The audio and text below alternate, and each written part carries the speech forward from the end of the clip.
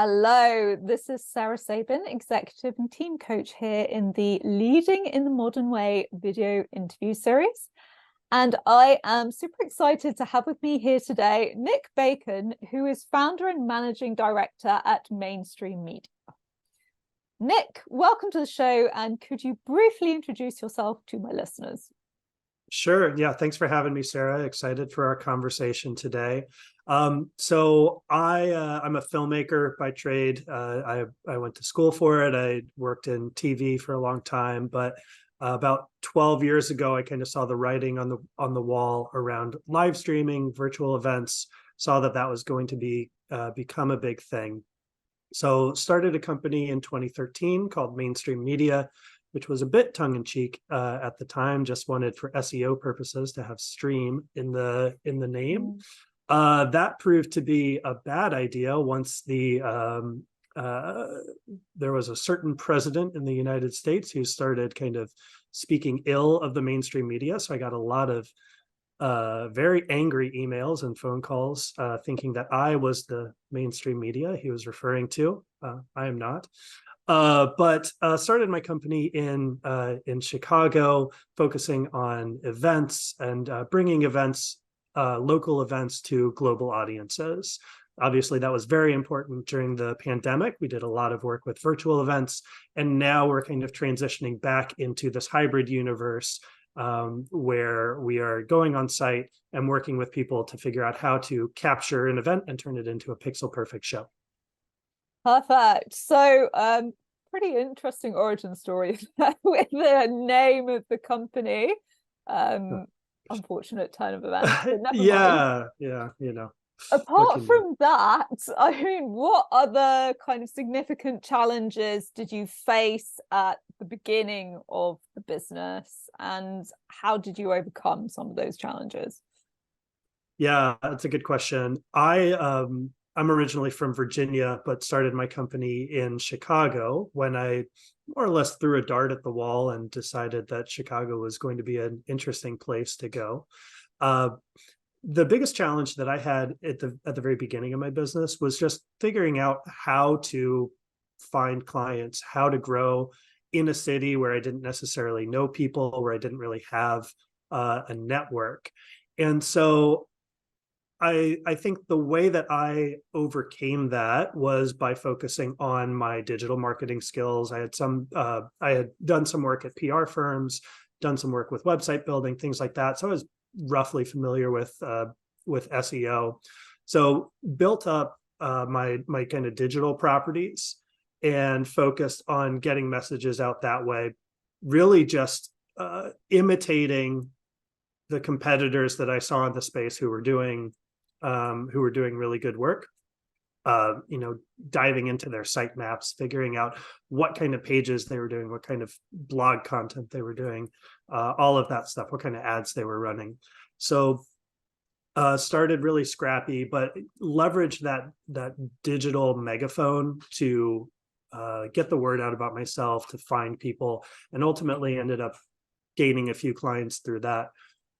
That I think was the hard part, was just getting the momentum, getting the ball rolling.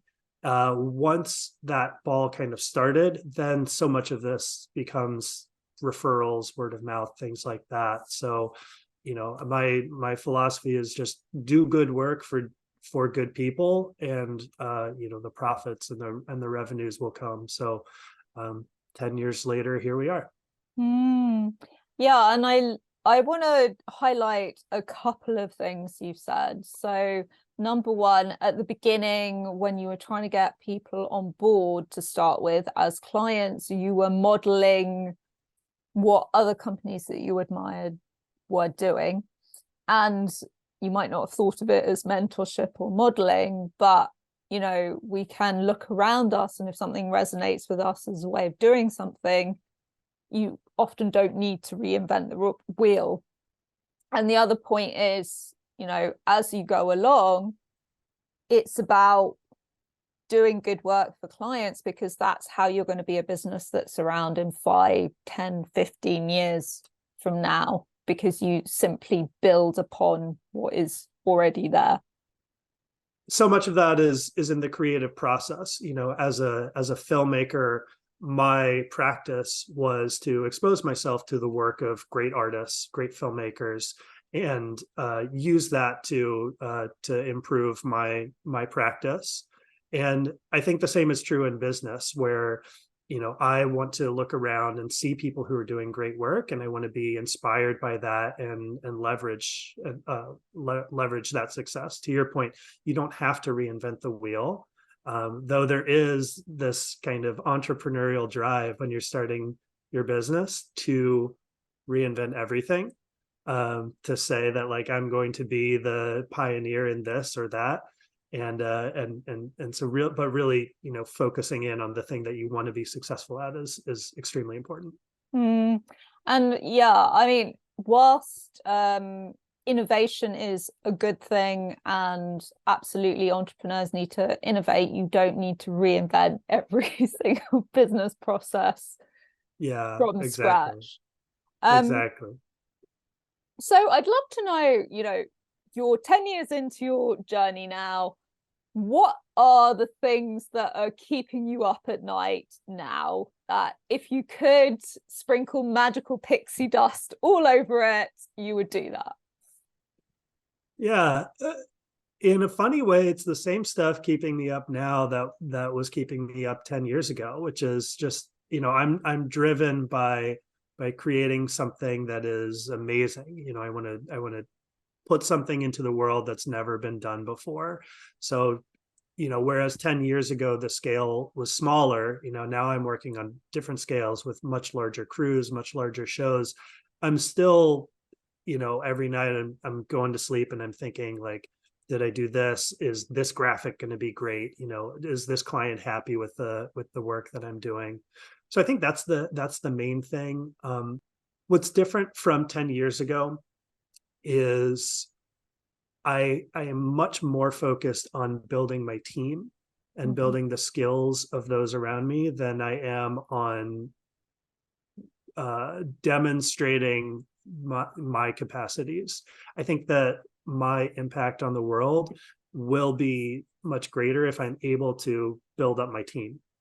And so the things that I'm really thinking about are, am I providing, good working conditions for my team? Am I providing good opportunities for them to learn, to grow? Have I created a safe space for them to really explore what they're passionate about? And I think that's what I want the legacy of my business to be. I want everyone who's come through mainstream to feel that they learned something here, they grew as people, they had the space to do that. And that is one of the common themes, after the first few years of business, where it's reached a stage of stability, the team becomes more important. And really, the leadership piece becomes more important. Leadership of other people, I will clarify. So on that note, how do you personally define strong leadership, and how do you see it impacting the growth of your company?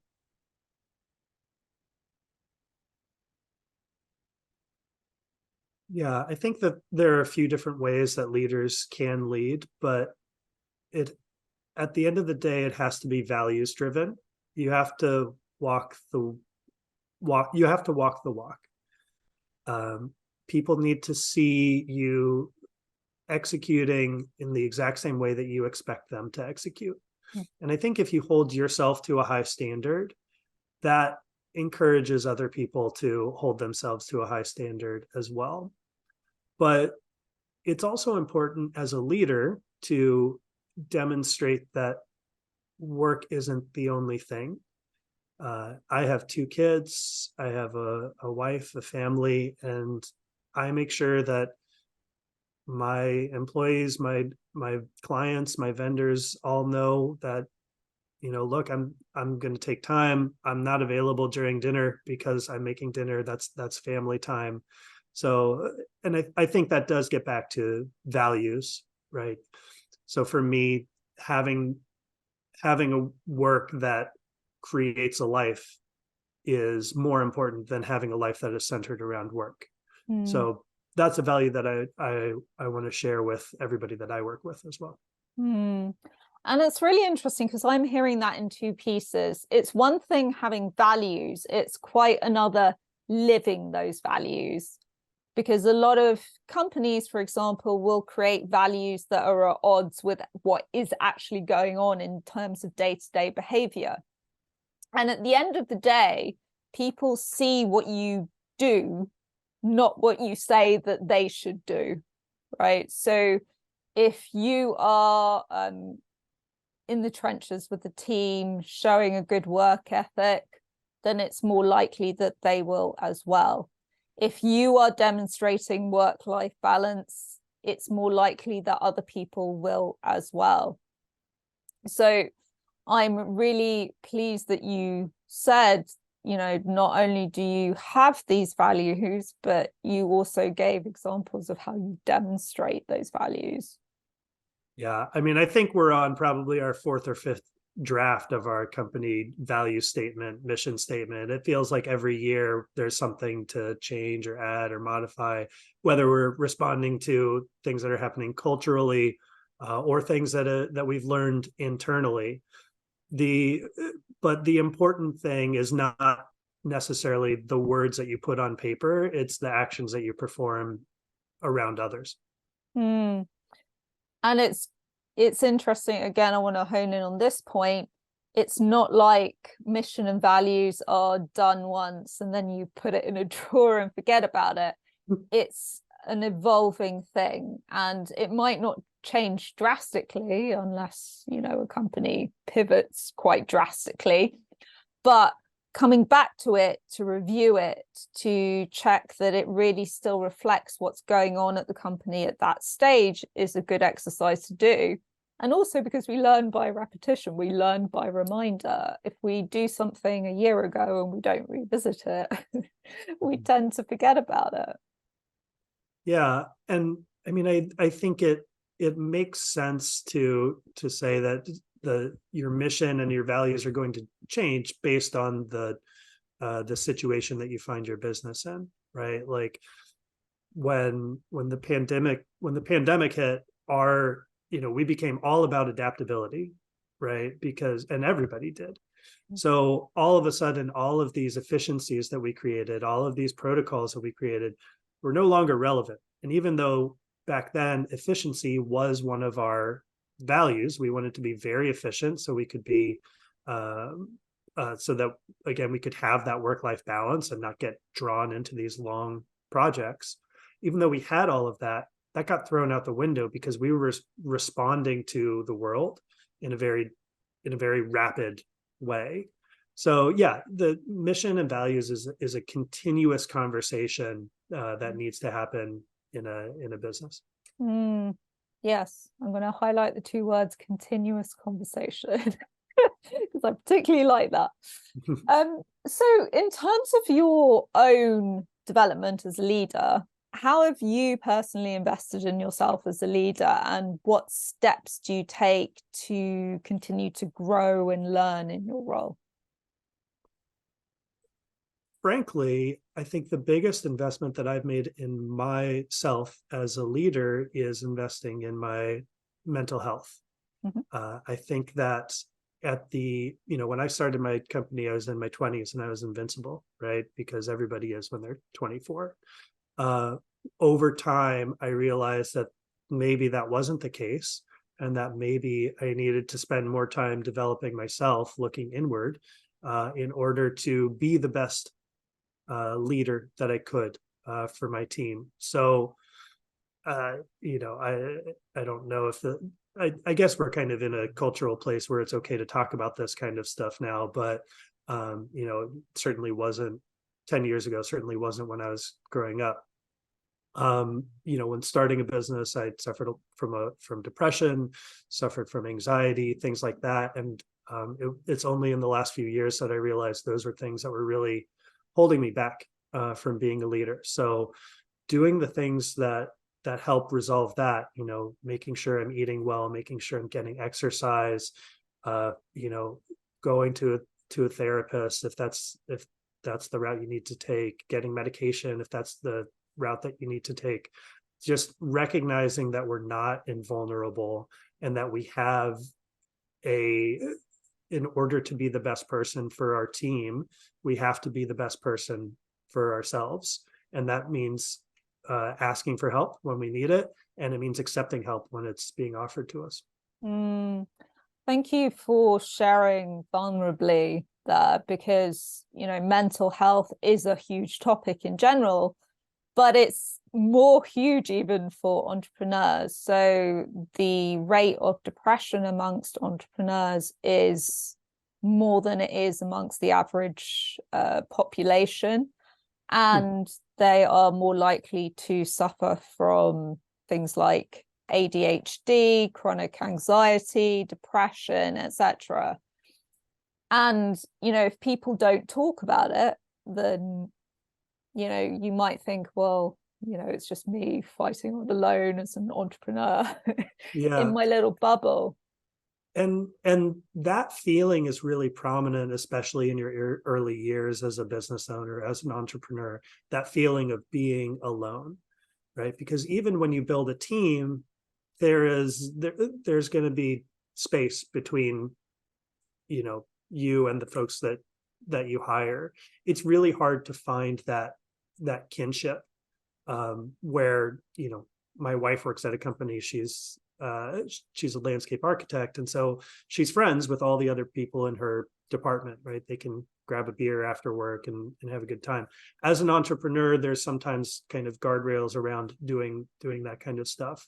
So I think that another thing that is really important is finding a community that you can be a part of, that is accepting, that is welcoming, that you feel comfortable sharing these kinds of things, and that with other entrepreneurs, other creatives, kind of whoever is in your niche, but find folks who can relate to the things that you're going through, so that you can have these kinds of conversations, because it does get very lonely very quick, especially when, you're working 18-hour days as an entrepreneur, because you're just solely focused on building and growing your business. And yes, it's another thing, as you say, that I hear a lot, which is I feel very alone, even though I've got teams. Technically, I've got people to support me. It often doesn't feel like that. So, I 100% agree with the surrounding yourself with a network of people that you can reach out to. Have you proactively taken steps to do that? I have. I think there are good ways to do that. Some of the ways that I've done that are joining associations within my industry. So there's always, in the events industry and video production, there's all sorts of different kind of trade associations that you can join. There's also local meetups. I think is very important to really get that face-to-face time. It's kind of ironic to say that since I run a virtual event company, but I do believe in the power of, being present with people, of getting face-to-face, of doing that. So I would recommend looking into local organizations, and when you do that, don't look at them as sales opportunities. Look at them as opportunities for you to grow yourself rather than growing your business. There are plenty of other associations. There are associations you can join from a business networking perspective that are great for, developing your professional relationships, but you also need to cultivate personal relationships as well. Yes, I 100% agree. Not only from the perspective of, if you work on yourself and take care of yourself, you have more to give, and therefore you increase your chances of success anyway as a byproduct. Exactly. So, final question, Nick. If you could go back in time and give one piece of advice to your 20-year-old self, what would that be? Figure out how money works. That's a good one. Along with, why don't they teach that at school? Amen. Yeah, I think that, a huge part of my 20s was just figuring out the different ways that credit, debt, taxes, financial accounting, business accounting, personal accounting, how all of these things work in a big way. And it's taken years of mistake after mistake after mistake to get to a place where I even have a loose understanding. So if I think that I would have, if I had a better understanding in my 20s, that would have helped. The other thing that I would say, also financial related, is like, just start building that nest egg early. You don't have to put every dollar back into your business, because what happens at the end of the day is you have nothing left for yourself. So always keep in mind that as business builders, as entrepreneurs, the goal is financial freedom, right? Or personal freedom, time to do whatever, whatever it is that we want. And you need to keep your eyes on that the whole way through. Pay yourself first before you pay into your business. You've raised really, really excellent points, which actually, interestingly, haven't come up that much. So just a couple of things on that. So number one of the things I see most commonly in businesses between, let's say, the $1 to $10 million revenue mark is an inadequate grip of finances within the business, which leads to problems, without going into further detail. So the earlier you can get a grip on that, the better.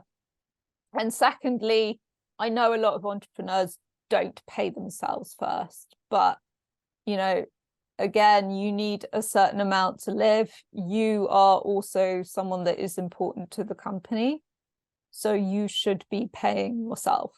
How much is a different question and varies from person to person, but it's that token gesture of respecting yourself as someone integral to the company. Yeah. And it's important because as an entrepreneur, you wear so many hats, but the goal as you build your company is to take off those hats, right? And to displace them onto other people. So if you're not paying yourself, then you end up in this kind of mental trap where when you go to take off that hat and put it on someone else, you actually don't know how much they should be paid. You actually don't know how much money that you have to pay them, because you've never paid for that role. So even there is kind of even some, a business reason to pay yourself. Yeah, I love that. And thank you so much for this conversation today, Nick. Thanks, Sarah. It's been a pleasure. So to my listeners as well, I hope you've enjoyed this conversation. If you would like to take part in the Leading in the Modern Way series, please do reach out to me. Bye for now.